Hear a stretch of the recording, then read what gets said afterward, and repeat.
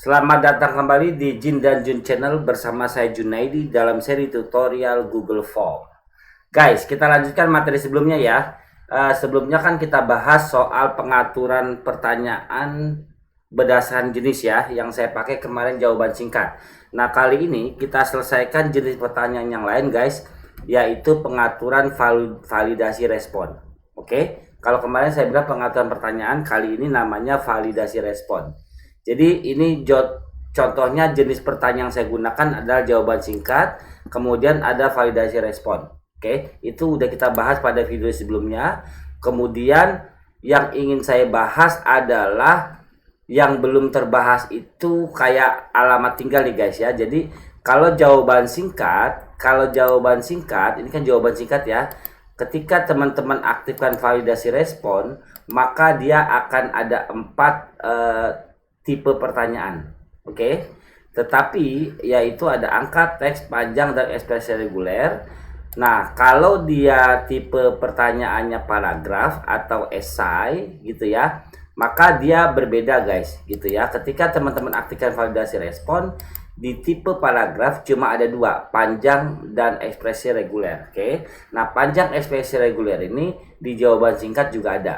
Itu sebabnya saya jelaskan untuk penjelasan validasi pertanyaan panjang dan ekspresi reguler, saya jelaskan di tipe pertanyaan paragraf gitu ya, tipe pertanyaan paragraf. Oke guys, ini tipe pertanyaan paragraf. Kemudian saya aktifkan validasi responnya. Saya aktifkan dulu ya, saya aktifkan validasi respon, maka akan muncul 2 jenis tipe pertanyaan, yaitu panjang dan ekspresi reguler pengaturannya ya. Kalau teman-teman pilih panjang, maka di sini akan muncul jumlah karakter minimum dan jumlah karakter maksimum. Oke, sepertinya dari sini aja teman-teman udah paham bagaimana pengaturannya ya. Kalau kita pilih jumlah karakter minimum, maka yang muncul adalah panjang. Kemudian propertinya jumlah karakter minimum, maka teman-teman masukin berapa banyak karakter minimal yang bisa dimasukkan gitu. Oke, misalnya ini kan alamat lengkap, saya bilang di sini ada 3 gitu ya. Nah, prakteknya bagaimana? Prakteknya adalah ketika kita coba tes uji coba, maka di bagian ini kan tadi saya atur minimalnya 3 ya. Kalau saya bilang jalan saja itu dianggap belum memenuhi persyaratan gitu ya.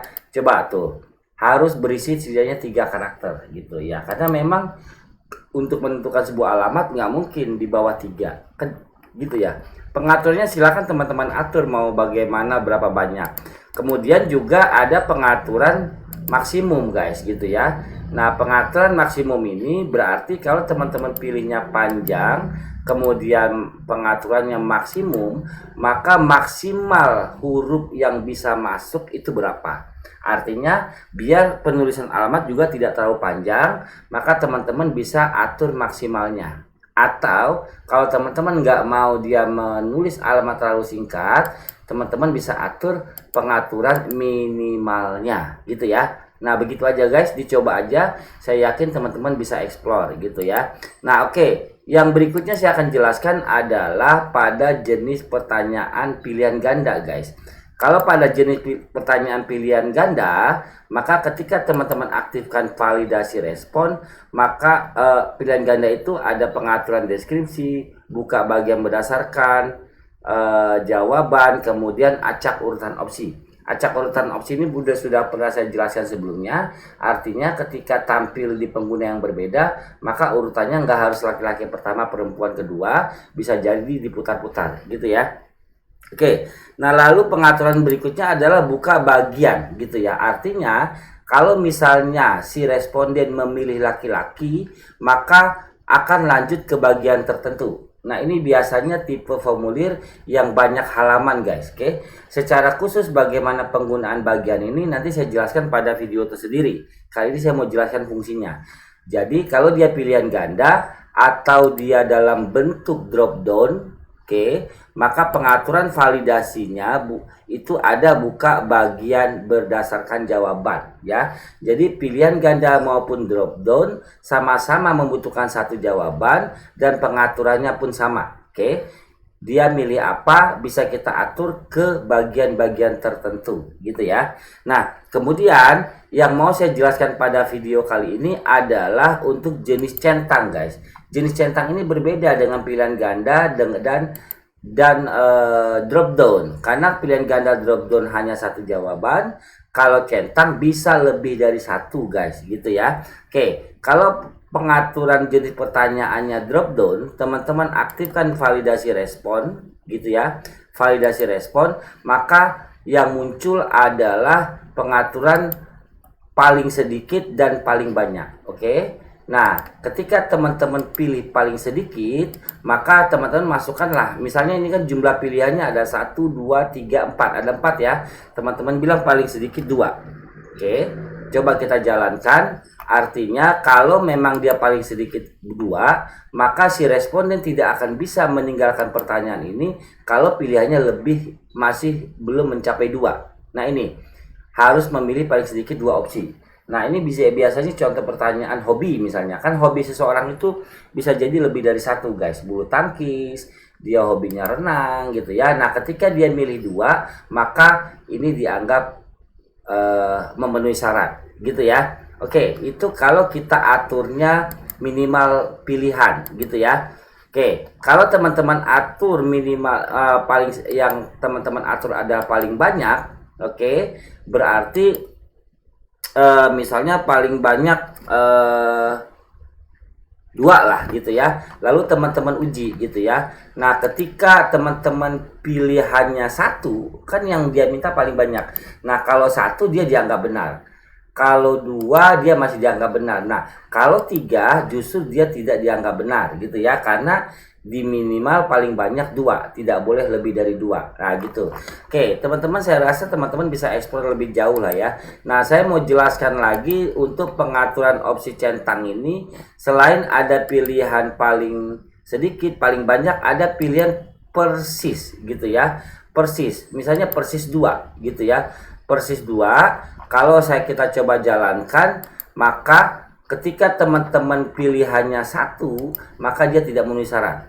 Ketika teman-teman pilihannya 2, dia memenuhi syarat. Ketika teman-teman pilihannya ada 3, dia tidak memenuhi syarat. Oke, jadi untuk kota centang ini, guys, validasi responnya ada 3 jenis. Pertama, minimal, artinya kalau kita tentukan minimal 2, maka walaupun pilihannya 3 itu tidak masalah karena minimalnya 2. Nah, jadi masalah ketika pilihannya di bawah 2.